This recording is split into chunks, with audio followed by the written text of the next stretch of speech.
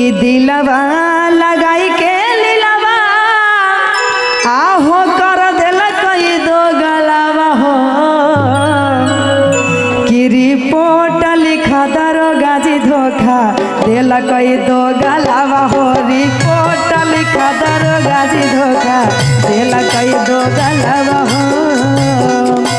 दिलवा लगाई के लीलवा कर दिल कई दो गलावा हो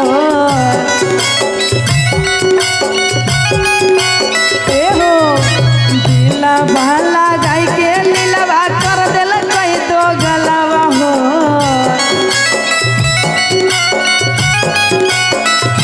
रिपोर्ट लिखा दरोगा जी धोखा दिल कैला भरावा हो रिपोर्ट लिखा दरोगा जी धोखा दिल कैला भरावा हो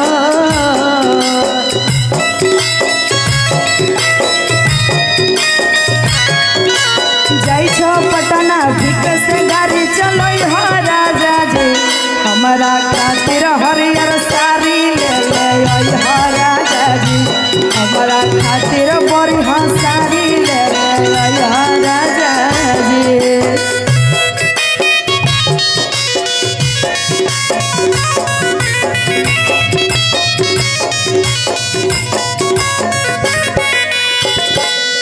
और कहती है धारा लगाई हो 376 हो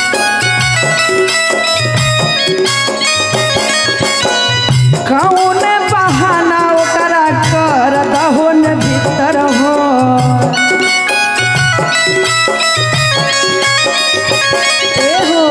धारा लगाई हो 376 हो